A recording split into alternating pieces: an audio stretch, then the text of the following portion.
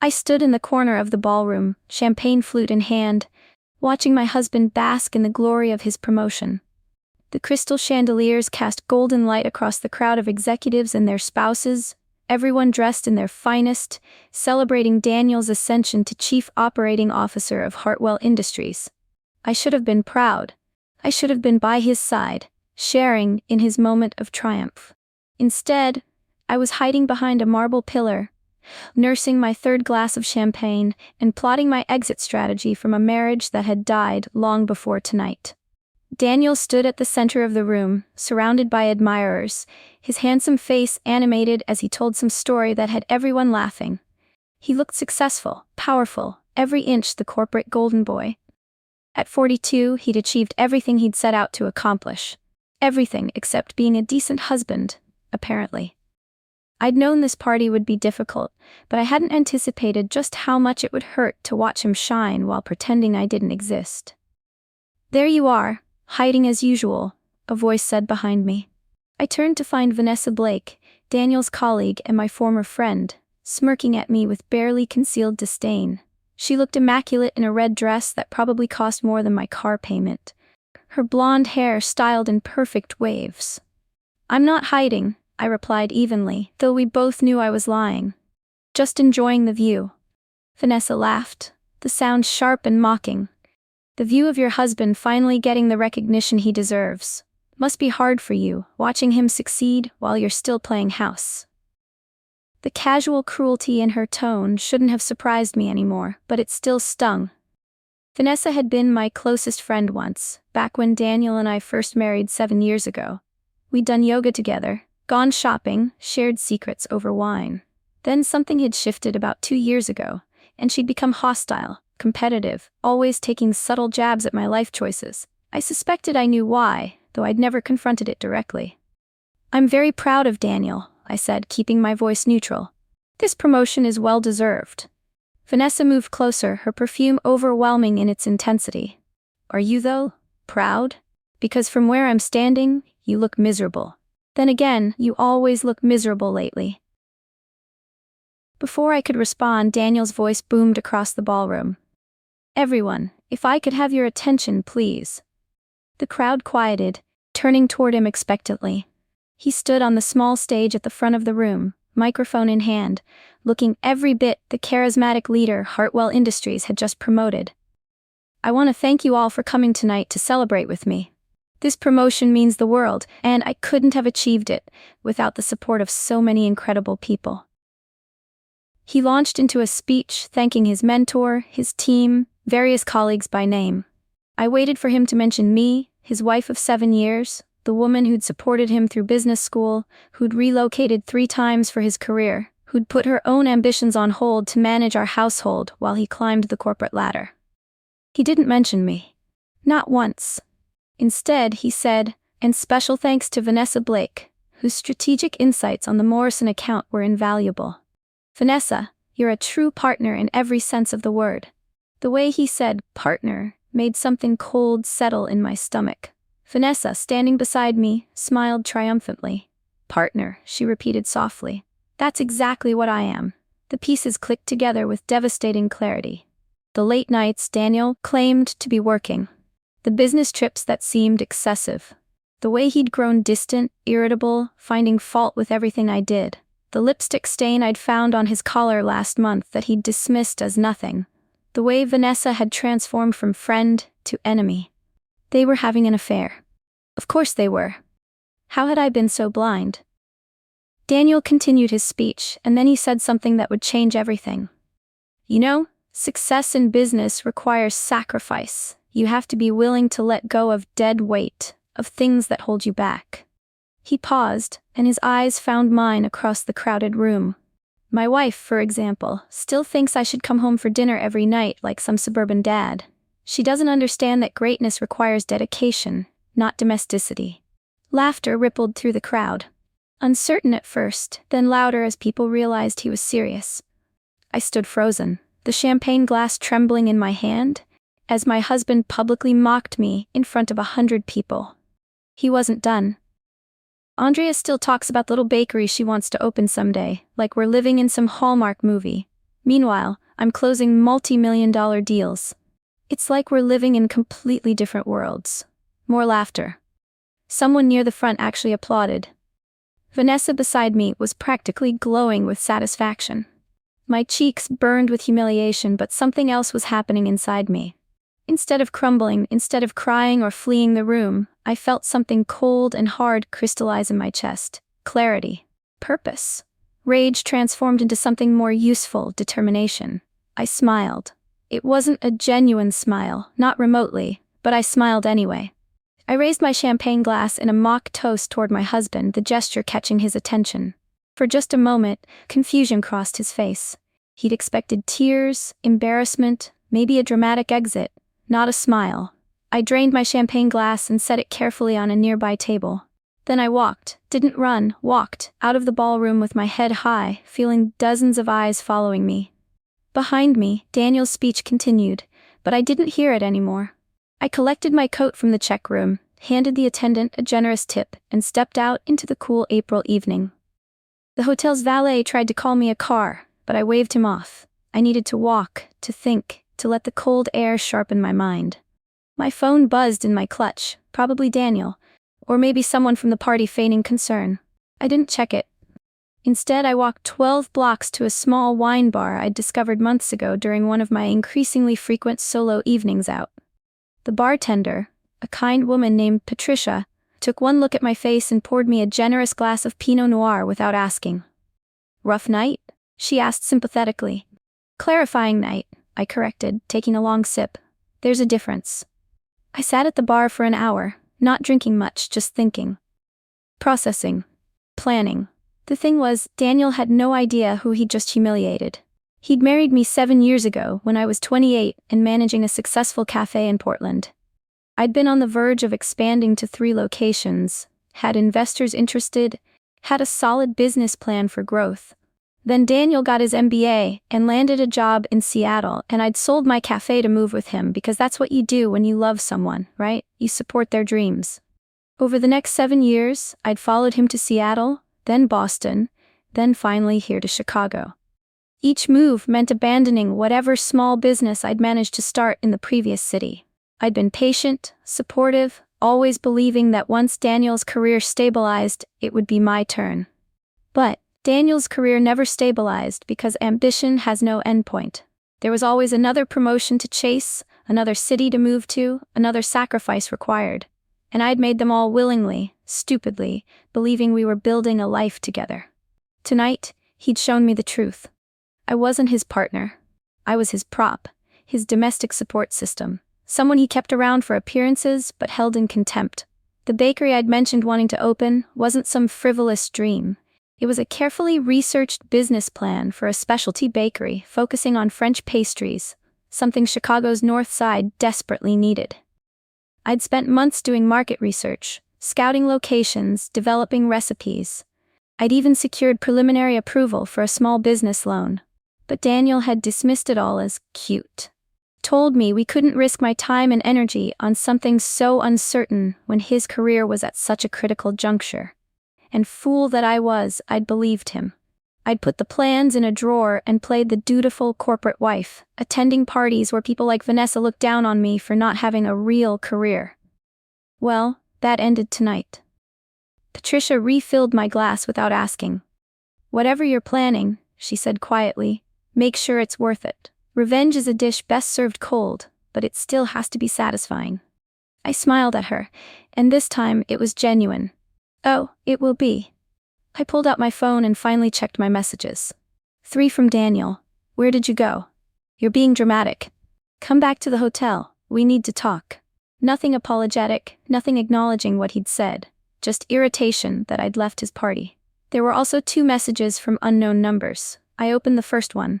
"Andrea, this is Malcolm Foster. We met briefly at the party. I'm sorry for what happened tonight. If you're serious about opening a bakery, I'd like to discuss investment opportunities. Please call me."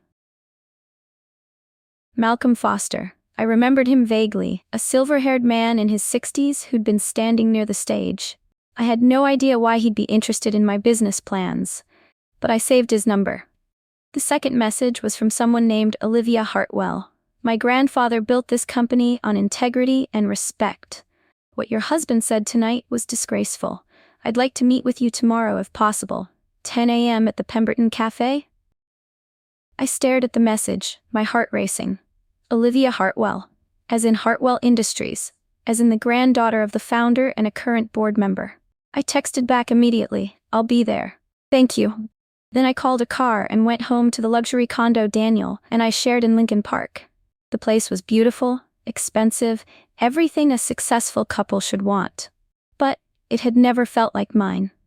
Every piece of furniture had been chosen by Daniel or his interior designer. Every decision about the space had been made without my input. I was just the woman who lived there, who kept it clean, who made sure there was food in the refrigerator. Not anymore. I went to the guest bedroom, where I'd been sleeping for the past 3 months, not that Daniel seemed to notice or care, and pulled out my laptop. I opened the file folder labeled Bakery Plans, and began reviewing everything I'd compiled over the past year. Market research, financial projections, location analyses, supplier contacts, recipes I'd perfected. This wasn't some whimsical dream. This was a solid business plan that would work if given the proper funding and attention. Daniel arrived home around midnight, stumbling slightly, smelling of scotch and expensive perfume that definitely wasn't mine. He didn't even bother lying about it anymore. "There you are," he said, leaning against the doorframe of the guest room. "Why did you leave the party? You embarrassed me."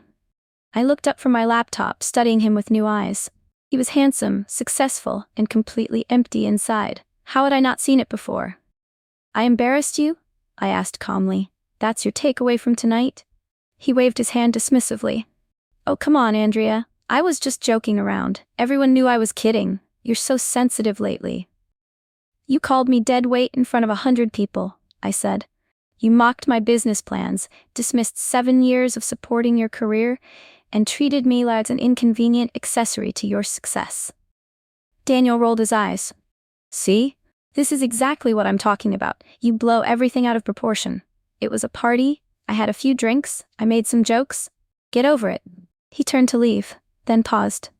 "Oh, and Vanessa might be stopping by tomorrow to go over some strategy documents. Try to be pleasant, would you?"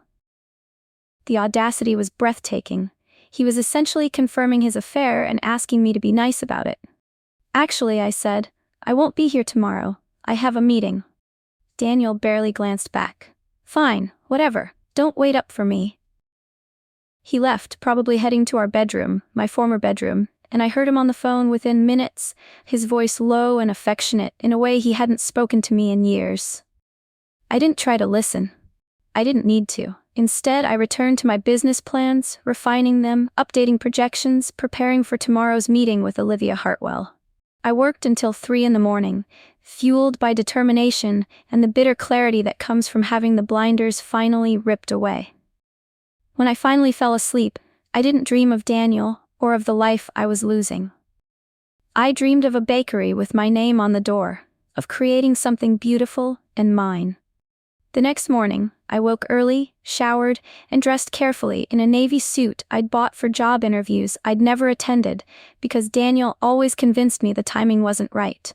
I applied makeup with more care than usual, making sure I looked professional, confident, capable. The woman in the mirror looked nothing like the humiliated wife from last night's party. She looked like someone who meant business. I arrived at Pemberton Cafe 15 minutes early, ordered a coffee, and waited. Olivia Hartwell arrived precisely at 10, and I recognized her immediately from photos I'd seen in business publications. She was in her mid-40s, impeccably dressed in a gray suit, with dark hair pulled back in an elegant bun and sharp, intelligent eyes that missed nothing. She ordered tea and sat across from me, getting straight to the point.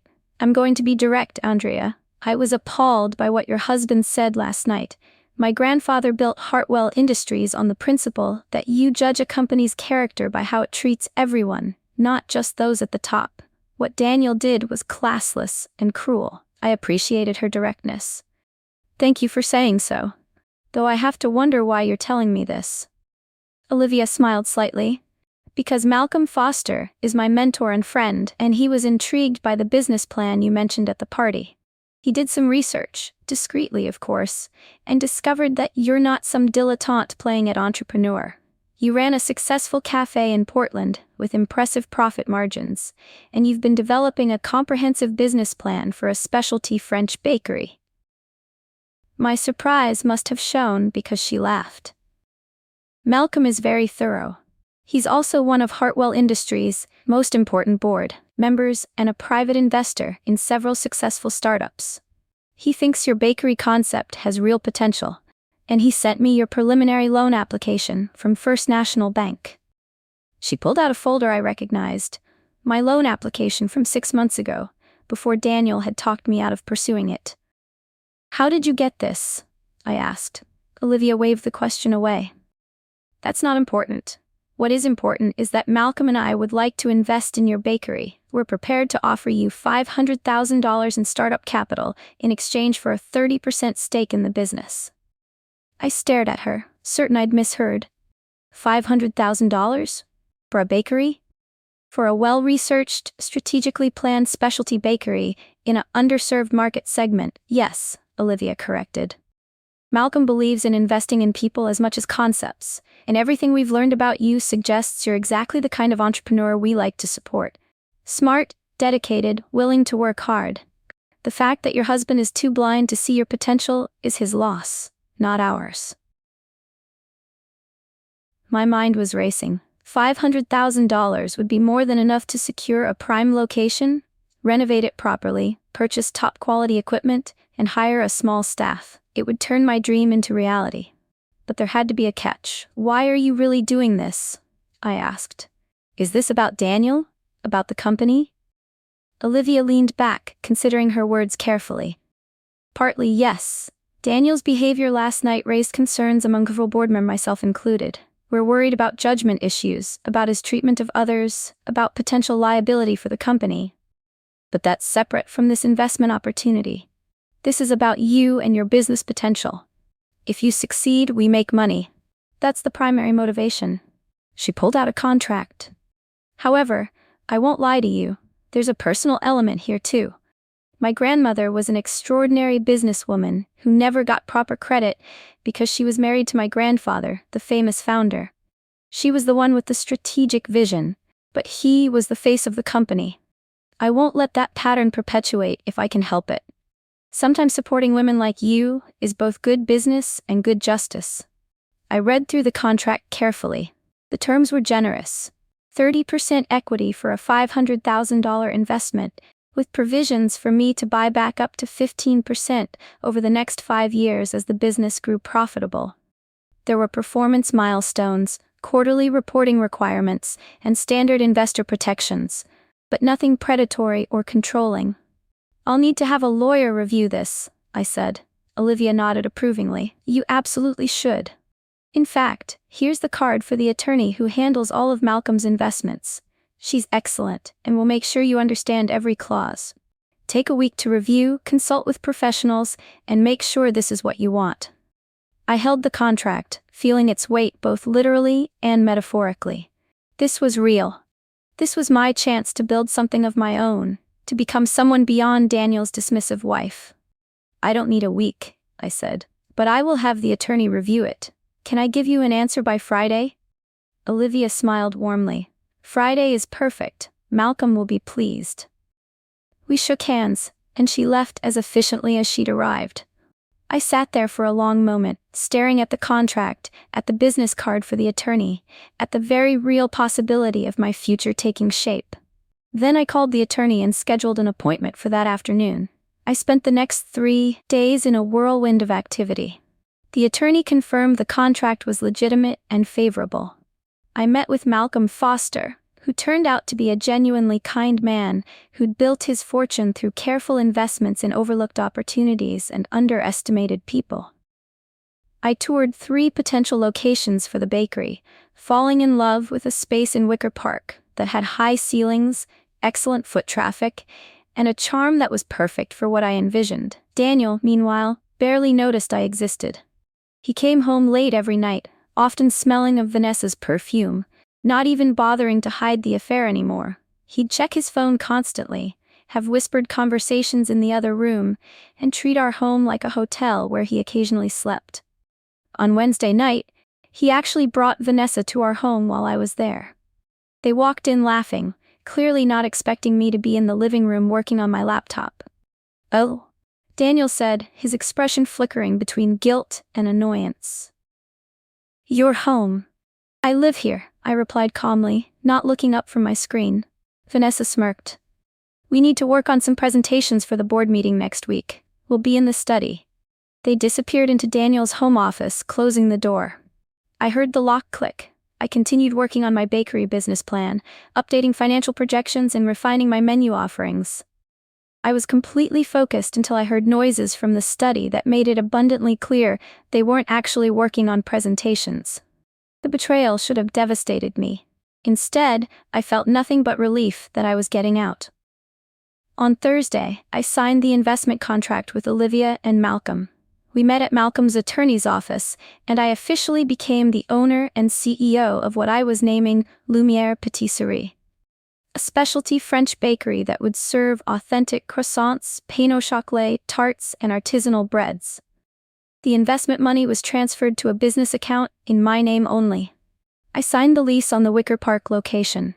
I contacted suppliers and started ordering equipment. I scheduled interviews with potential staff members. I was building something real, something mine, and the excitement was almost overwhelming. That evening, Daniel came home early for once, looking troubled. "We need to talk," he said, a phrase that in our marriage usually meant he needed something from me. I set down the supplier catalog I'd been reviewing. "All right, what about?" He ran his hand through his hair, a nervous gesture I hadn't seen in years. "There's a board meeting next week, and Olivia Hartwell has been asking questions about my performance. I need you to come with me, play the supportive wife, help smooth things over." I almost laughed at the audacity. "You want me to be your supportive wife? After what you said at your party? After bringing Vanessa into our home?" Daniel had the grace to look uncomfortable. "Look, I know I've been difficult lately. The pressure at work has been intense. But this board meeting is important. If Olivia causes problems, it could affect my position." "And why would Olivia be causing problems?" I asked, genuinely curious how much he knew. He hesitated, then admitted, "She's asking questions about my expense reports, some of my business trips. It's all legitimate, of course, but she's being difficult." I knew from Malcolm that Olivia had indeed been investigating Daniel and had found several irregularities. Not quite fraud, but definitely misuse of company resources, particularly related to trips he'd taken with Vanessa that he'd billed as business expenses. "I'm not going to help you, Daniel," I said calmly. His face darkened. "Excuse me? I'm done being your prop, your convenient accessory, your dead weight. I'm not going to that board meeting or any other company function. I'm done." Daniel stood up, anger replacing his attempted manipulation. "You're being ridiculous.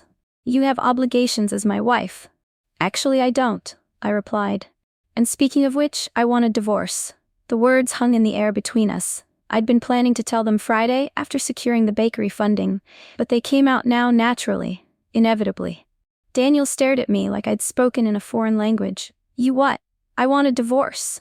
I've already contacted an attorney. You'll be served papers by Monday."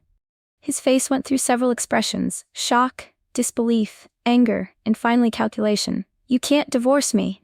You have nothing, Andrea. No income, no career, no assets in your name. You'll get alimony, sure, but you'll never maintain the lifestyle you've grown accustomed to." I smiled, and it felt good. "Actually, Daniel, I'm going to be just fine. Better than fine. I have a business launching in 6 weeks, substantial financial backing from serious investors, and a lawyer who specializes in making sure women like me don't get cheated in divorce proceedings." I stood up, gathering my materials. "Oh, and you might want to know that your investors are the same board members who are investigating your expense reports." The color drained from his face. "What? Olivia invested in you? That's a conflict of interest, that's..." "Completely legal," I interrupted. "Her attorney made sure of it. Her investment in my bakery is entirely separate from her role on Hartwell's board. But yes, she is very interested in my success, and she's equally interested in making sure Hartwell Industries maintains its ethical standards." Daniel's hands were shaking now. You planned this. You've been planning this. Was last week all an act? The hurt feelings, the dramatics? No, I said honestly. Last week I was genuinely hurt by what you said, but that hurt clarified things for me. It made me realize I'd been settling for scraps from someone who'd never valued me. So I stopped settling. I headed toward the guest room to pack more of my things. I'd been slowly moving essentials to a friend's apartment over the past few days, and tonight I'd finished the job. Daniel followed me, desperation creeping into his voice. Andrea, wait.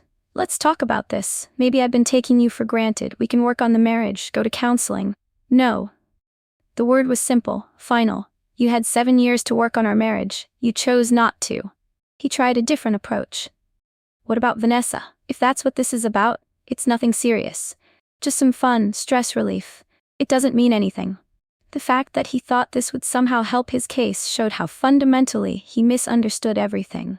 Daniel, I honestly don't care about Vanessa. You two deserve each other. This isn't about jealousy. This is about me finally understanding that I deserve better than being married to someone who holds me in contempt. I finished packing my immediate necessities. I'll be back for the rest of my things next week with the movers. My attorney will be in touch about the divorce proceedings and property division. Daniel stood in the hallway, looking lost and bewildered as I walked out of our home for the last time. Behind me, I heard him call out, "You'll regret this. You're nothing without me." I didn't bother responding. People who need to diminish others to feel important aren't worth the breath it takes to argue with them. I drove to my friend Kate's apartment, where I'd been staying on her couch for the past few days. She took one look at my face and opened a bottle of wine. Over the next 6 weeks, my life transformed in ways I couldn't have imagined. The divorce proceedings were complicated but straightforward. Daniel fought me on every point, trying to claim I deserved nothing since I hadn't worked during our marriage. My attorney demolished those arguments by documenting every career I'd abandoned for his sake, every business opportunity I'd sacrificed, every move I'd made to support his advancement. We settled on a division that gave me $200,000 from our joint assets, not what I deserved, but enough combined with my investment funding to ensure Lumiere Patisserie would launch successfully.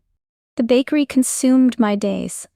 I worked 16-hour shifts renovating the space, installing equipment, perfecting recipes, hiring staff. I found a gifted pastry chef named Pierre, who'd recently moved from Lyon and was thrilled to work with someone who respected French baking traditions. I hired 3 additional bakers, 2 front-of-house staff, and a business manager who handled the financial side while I focused on product and quality. The work was exhausting, demanding, and absolutely glorious. Every decision was mine. Every success or failure would be mine. I was building something real. Meanwhile, Daniel's world was quietly falling apart. The board investigation revealed systematic misuse of company resources, and while it wasn't quite criminal, it was enough to cost him his COO position. He was demoted back to senior vice president with a significant pay cut. Vanessa, implicated in many of the same expenses, was asked to resign. I heard all this through Kate, who worked in the same industry and loved keeping me updated. I felt no satisfaction in his downfall, just relief that I was no longer tied to it. Lumiere Patisserie opened on a sunny Saturday morning in June. The lines stretched around the block. People had heard about the authentic French bakery from food bloggers I'd carefully cultivated. By noon, we'd sold out of nearly everything. Olivia and Malcolm came to the opening, beaming with pride at their investment. Pierre created a special centerpiece, a towering croquembouche that drew gasps and photographs. And as I stood behind the counter, watching people's faces light up as they tasted my croissants, I realized something profound. Success isn't about revenge or proving people wrong. It's about building something meaningful on your own terms. 3 months after opening, Lumiere had consistent lines out the door, glowing reviews, and was already profitable. 6 months after that, I opened a second location. Daniel tried to contact me once, supposedly to congratulate me on my success, but really to fish for a reconciliation. I politely declined and blocked his number. I was too busy building my empire to worry about the man who'd once called me dead weight. He'd mocked me at his promotion party, dismissed my dreams, treated me like an inconvenience. And I'd smiled, because I knew something he didn't. The person he was mocking was about to become something extraordinary. Not despite his cruelty, but because of the clarity it provided. Sometimes the worst thing someone can do to you becomes the best thing that ever happened. And that's exactly what Daniel's mockery became for me. The push I needed to finally bet on myself.